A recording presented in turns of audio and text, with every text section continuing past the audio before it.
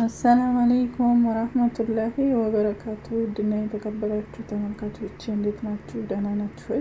እኔ ጋር አልሐምዱሊላህ ሁሉም ሰላም ነው። የዛሬው ደግሞ ለየት ባለ ስራ መጥቻለሁ ማለት ነው። የዛሬው ያው ፈጣይር ነው። የፈጣይር አይነቶች እንግዲህ እየበዙ መጥተዋል ማለት ነው። ዲዛይናቸው ነው እንጂ ግን አቦካካቸው አንድ ነው። እንግዲህ እዚህም ጋር ውሃ ነው እየጨመርኩ ያለሁትና እስኪ እናንተም ላይክ፣ ሼር፣ ሰብስክራይብ አድርጉልኝ ማለት ነው። ቪዲዮውን ስትጀምሩ ላይክ አድርጉት። ከዛ ደግሞ እየቀጠላችሁ ሰብስክራይብ፣ ሼር አድርጉት ማለት ነው እና አሁንም ሰብስክራይቡ እየቀነሰ እንጂ እየጨመረ አልመጣም እና ለሁሉም ነገር ደግሞ በአበረታችሁ ኮሜንታችሁ በጣም የማመሰግነው ወላሂ ብዙ የምታበረታቱኝ እህቶቼ ወንድሞች ያላችሁ እና በጣም ነው የማመሰግነው የኔ ውዶች እና ሰብስክራይብ እንዲበዛልኝ ሼር እያደረጋችሁ ለጓደኞቻችሁ ምናምን ሰብስክራይብ አስደርጉኝ ማለት ነው እና የዛሬው የፈጣይር አሰራር ደግሞ ከእስከዛሬው ለየት ያለ ነው ማለት ነው። ምንድነው እሱ ለየት የሚያደርገው? እስኪ እናያለን ማለት ነው።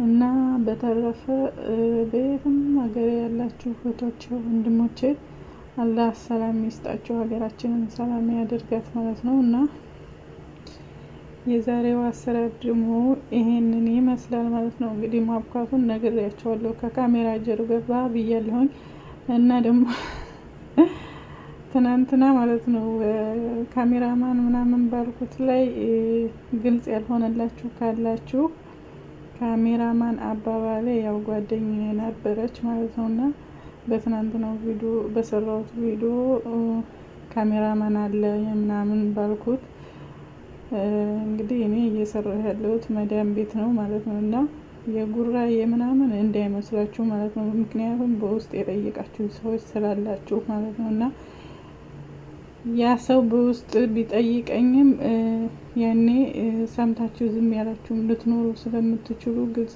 እንዲሆንላችሁ የምፈልገው ካሜራማን አለ ያልኩት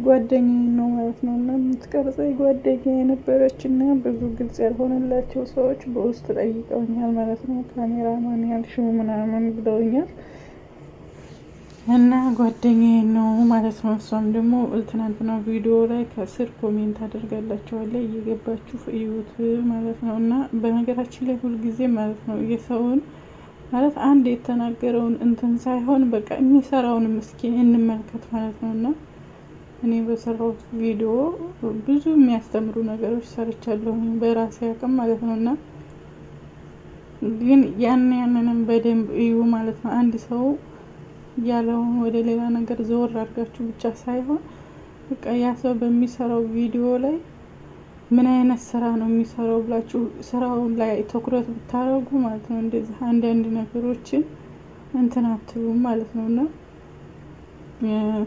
ብዙዎቻችሁ እና እዚህ ጋር ምንድነው ካካው ማለት ነው መጀመሪያ በቂቤ ማለት ነው ዝብዳውን አቅልጠን ከዛ ትንሽ ወተት ትንሽ ስኳር ትንሽ ፒኪንግ ፓውደርም ቢሆን ችግር የለውም። ምክንያቱም ይሄኛውን መጀመሪያ የተቦካውን እንዳያደርቅብን ማለት ነው እና እንደሱ አድርገን ቀላቅለን ከዛ ቂቤ እናቀልጣለን። አቀለጥ ነው ቂቤ ላይ ጋለ ዲስት ላይ በጣም ሳይግል ማለት ነው ጋለ ዲስት ላይ እንጨምረዋለን ማለት ነው። የካካዋውን በጥብጠን በወተቱና በስኳር በእንትኑ ማለት ነው በጥብጠን እንጨምረዋለን ካካዋውን ማለት ነው የቂቤው ጋር። ከዛ ትንሽ በሳቱ ቅንስ አድርገን እስከ መጨረሻው ሳቱን ማሰል እናደርግና ይሄንን ያቦካነውን ሊጥ ለሁለት ከፍዬ ነው እንዳያችሁት ለሁለት ተከፈለው አንዱን ማለት ነው አንዱ ጥቁር አንዱ ነጭ እንዲሆንልን በዛ ቅድም እንዳረግነው እናሸዋለን ማለት ነውና ከዛ በመቀጠል እንግዲህ ሁለቱንም በዚህ መልኩ ማድቦልቦል ነው ማለት ነው። በነገራችን ላይ ይሄ አሰራር ማለት ነው በተለይ እንደምታዩት ይሄ እንደዚህ ማለት ነው። ይሄ ጥቁር ያኛው ነጭ ሆነልን ማለት ነው። ምክንያቱም ያው ቅርጽ ለማውጣት ነው እንጂ ጣዕሙ አንድ ነው ማለት ነው። እና በዚህ መልኩ ያው አይን አይደለም የሚበላው፣ አንዳንዴ አይን ይበላል ከምንም በላይ ይባላል። እና በዚህ መልኩ ሁሉንም ካረግን በኋላ ያው ላስቲክ ማልበስ ያለ ነው።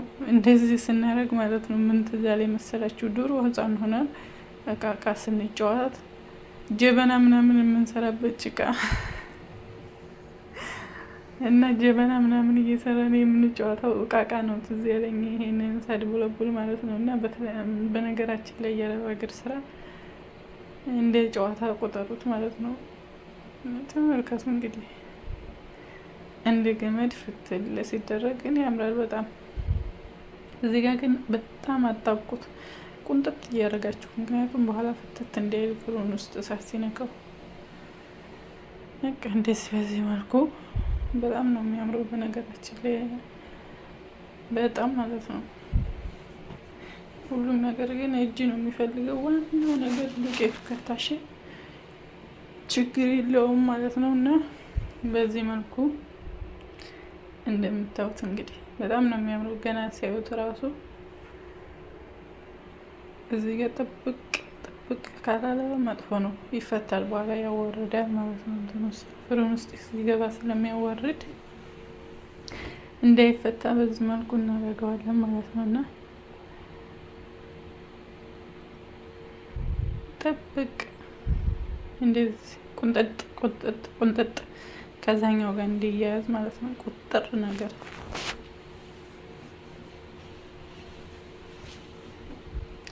በዚህ መልኩ እንግዲህ ፍሩን ከታች ሲኒያውን ዘይት መቀባት ወይ ደግሞ ዱቄት ወይ ደግሞ ወረቃ ዚብዳ ማድረግ እንዳትረሱ። ያው ለ10 ደቂቃ ያክል እንደዚህ ሸፍነን ማስቀመጥ ደግሞ ግድ ነው ማለት ነው። እና እንደምታዩት እንግዲህ ይህንም እንዳትረሱ ከላይ የሚገባውን ፈጣይር ነው በነገራችን ላይ እንትኑን ቀይሮ መጣ እንጂ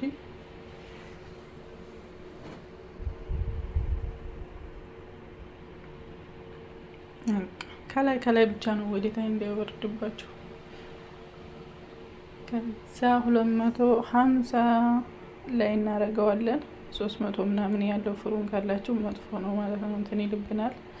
250 ላይ ቢሆን ይመረጣል ማለት ነው። ከላይ ደግሞ ከ5 ደቂቃ በላይ አያስፈልገውም። ልክ በዚህ መልኩ ሲወጣ ደግሞ ከላይ ዚብዳ ወይም ደግሞ ዘይት ቀባ እናደርገዋለን። እንዳልኳችሁ እንደ ትናንት ነው ማለት ነው። እንትን እንዳይልብን አመዳም ነው የሚሆነው። ያ አመዳም የሆነው እንትን እንዲል ማለት ነው፣ ወዝ ያመጣል። እንደዚህ በዚህ መልኩ ተመልከቱት እንግዲህ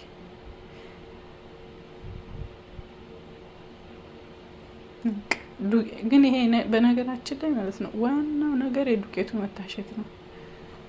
ዱቄቱ ሽት ካለ በቃ ተመልከቱት ውስጡ ሶፍት ነው ማለት ነው። እና በዚህ መልኩ ሞክሩት ማለት ነው።